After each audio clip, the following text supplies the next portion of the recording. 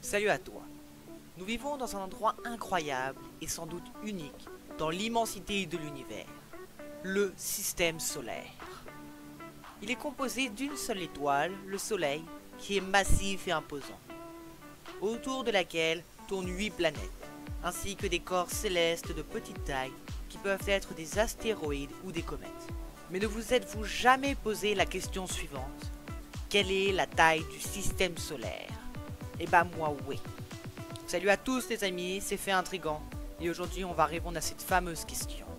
Et juste avant de commencer, je voulais vous dire merci. Vous êtes déjà plus d'une centaine à me suivre, donc merci.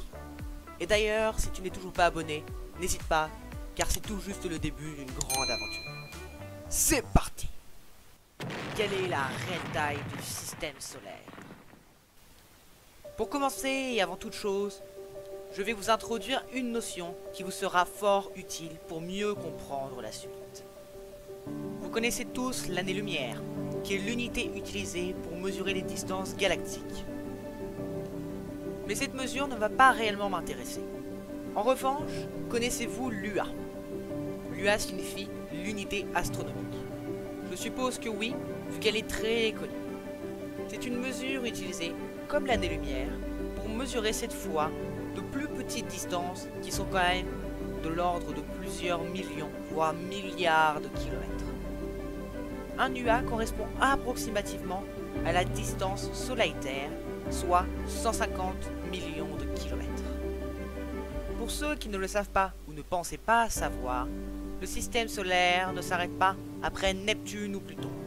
Non, après ces planètes, nous pouvons trouver d'autres corps célestes de plus petite taille, comme des astéroïdes de glace, des comètes ou bien d'autres types de corps célestes glacés. La taille du système solaire est d'environ 100 UA, soit 15 milliards de kilomètres. En 2 minutes, tu connais donc la taille approximative du système solaire. Mais ne pars pas si vite. Il est important de préciser que le système solaire se termine où le milieu interstellaire commence. Cette limite est façonnée par deux forces, le vent solaire et la gravité du Soleil. Et c'est donc pour ça que je viens de dire la taille approximative du système solaire. La distance parcourue par ces vents solaires s'arrête après 4 fois la distance Soleil-Pluton.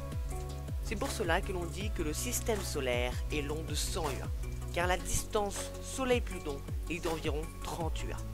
Or, la plage effective de la dominance gravitationnelle du Soleil s'étend jusqu'à 1000 fois plus loin et englobe l'hypothétique nuage d'Oort. Cela correspond à 2 années-lumière, soit la moitié de la distance à l'étoile la plus proche, Alpha Centauri. Cette distance pourrait s'étendre plus loin encore, jusqu'à environ 3,26 années-lumière. Je viens de parler de ce fameux nuage hypothétique qu'est le nuage d'Oort. Si vous souhaitez une vidéo sur cette chose mystérieuse, merci de me l'indiquer en commentaire. Et dernière question, est-ce qu'une vidéo sur l'histoire du Père Noël, qui est-il et qui avait-il avant lui, vous intéresserait? Bien sûr, elle sortirait le jour de Noël, cela va de soi. Mais n'hésitez pas à me l'indiquer dans la zone commentaire. En tout cas, si tu es resté jusque-là, merci, ça me fait vraiment plaisir. Je souhaitais encore vous remercier pour ce palier d'abonnés franchi.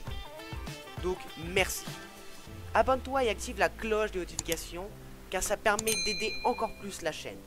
Like, et sur ce, salut à tous les amis, c'était Fait Intrigant, portez-vous bien, ciao!